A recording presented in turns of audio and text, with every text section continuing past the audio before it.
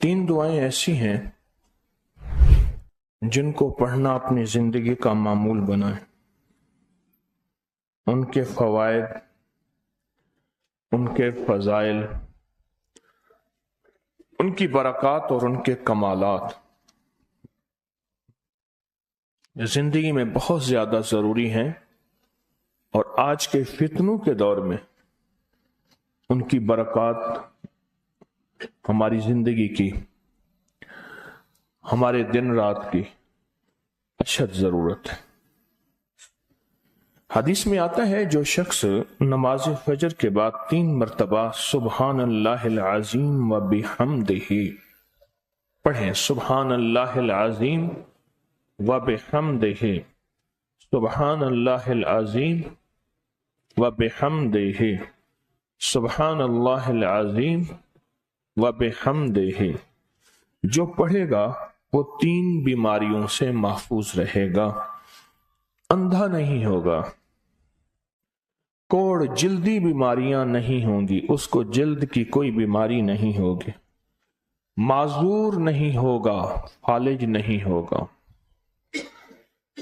انسان ساری زندگی ایک دعا کرتا ہے، مولا بستر چارپائی کا محتاج نہ کرنا، کسی بندے کا محتاج نہ کرنا، منجے اور بندے کسی کا محتاج نہ کرنا۔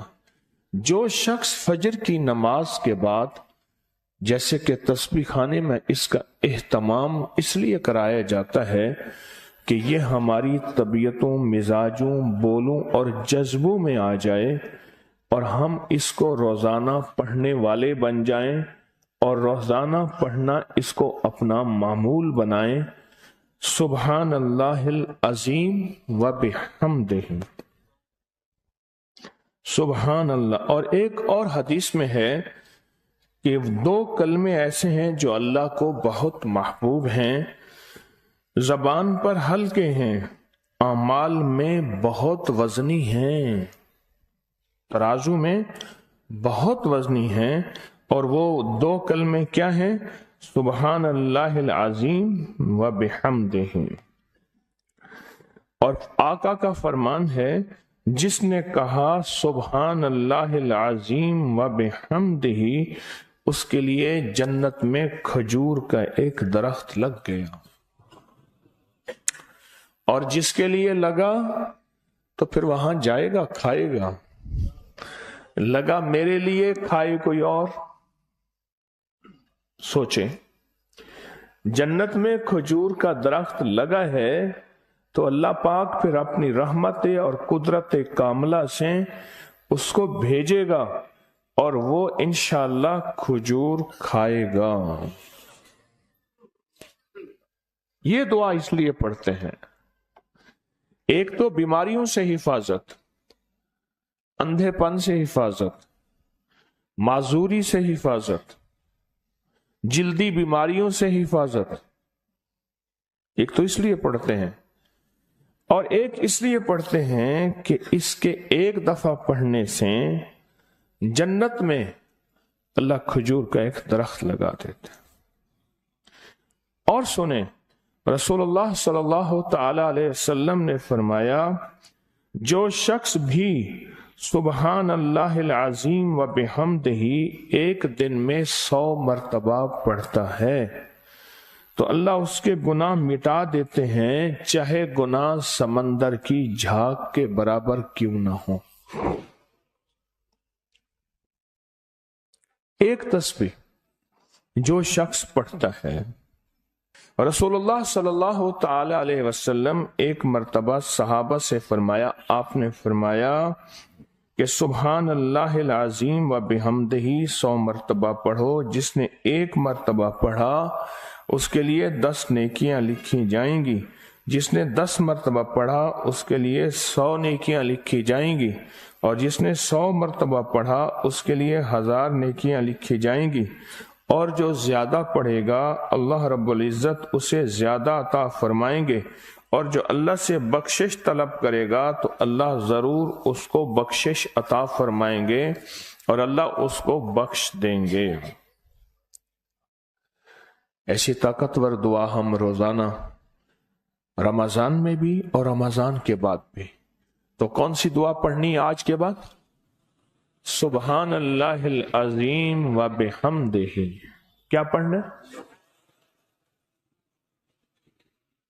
یہ دعا روزانہ کو اپنے معمولات میں، اپنی تسبیحات میں، اپنے معمولات میں، اپنی عادت اور عبادت میں شامل کر لیں تو انشاءاللہ فائدہ، نفع اور بہت زیادہ. ایک اور دعا ہم پڑھتے ہیں، اللہم اجرنا من النار. اچھا، اپنی ذات کے لیے اکیلے پڑھیں تو اللہم اجرنی من النار.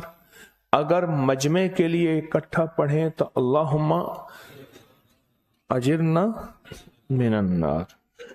فرمایا حدیث میں ہے کہ جس شخص آپ ایک دفعہ فجر کی نماز سے فارغ ہوں تو کسی سے بات کرنے سے قبل اللہم اجرنا من النار، اے اللہ مجھے آگ سے بچا لے، پڑھ لیں تو فرمایا اگر اس دن اس کو موت آ گئی تو اللہ اس کو آگ سے بچائے گا.